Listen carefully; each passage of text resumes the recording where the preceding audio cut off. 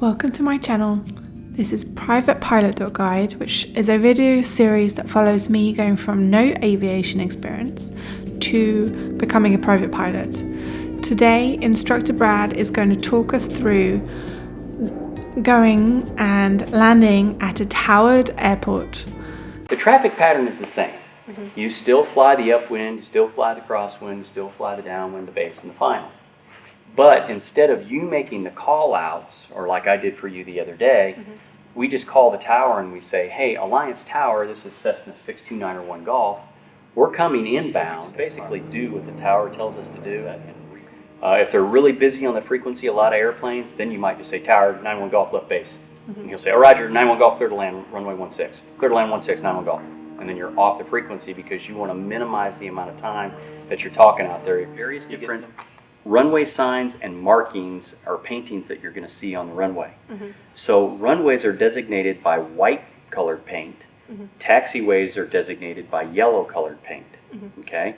So some of the signs that you'll see, again, my old adage, if it's red, think about it before you proceed.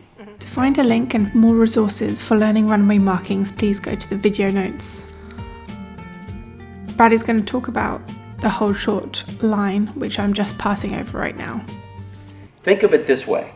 If you're on this side of the line over here and you were a bucket of water and you poured out the bucket of water would stop by these solid lines because it's a dam. You can't proceed without clearance.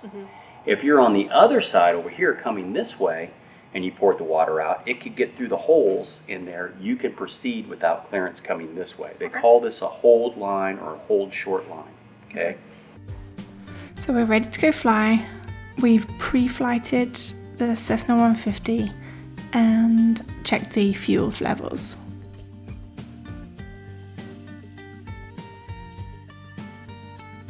So I think I've got takeoffs down okay.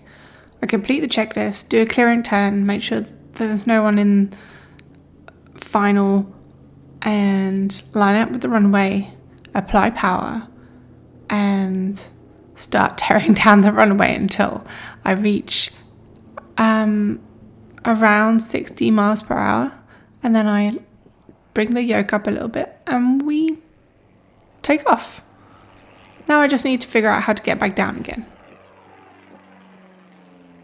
So we fly on over to the towered airport and Brad talks me through the downwind, the base, and we're on final now. And he talks me through each stage. How do I do with my first attempted landing at towered airport? Do I need to be doing it? I'm helping you. Okay. Okay, so the runway's made now, so I want you to start to bring the power out. As you do, you slowly pull back just a little bit on the nose. Right about like this. Whoa. Not bad for your first landing. That was you. No. And this is what it looked like from over the nose of the airplane.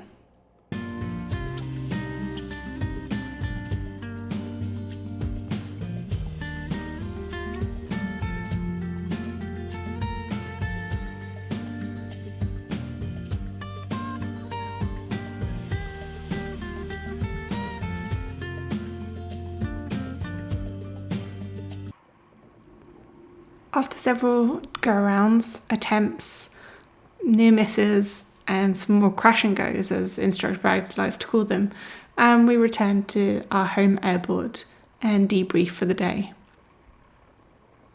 So we talked about the airport runway environment and different taxiway signs when we were over at Alliance today. Yep. Did you have any questions about those and what those indications mean?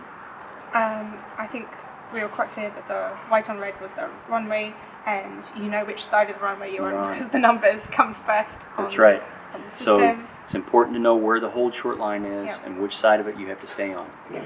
It'd probably be good for you to review those this evening. You can Google runway and taxiway markings, and that FAA thing will pop up on your iPad or at your computer, and review those different signs to know what those indications mean. Okay? Third lesson down, how do I feel my training is going so far? I think the first lesson was overwhelming. There were too many things going on at the same time. Looking at airspeed, looking at altimeter, looking at the level, looking out the window, looking for other airplanes and birds, trying to understand different RPMs that I needed, trying to listen to the airplane, trying not to manhandle the airplane, so be really gentle on the controls. There were so many things that I wanted to grasp, and I knew I wasn't getting there. By the second lesson, I was able to at least look at 2 or 3 of the controls in the airplane and monitor them throughout the flight and understand a lot more about what was going on. And then today, I feel that I was able to get most of the controls necessary for takeoff and landing. I feel there's a lot of things that I don't understand at the moment, and I see it like a giant cliff that I'm trying to climb up, and at the moment I'm still right at the bottom with rocks falling on me, and it seems quite challenging to feel that I can grasp it in the future.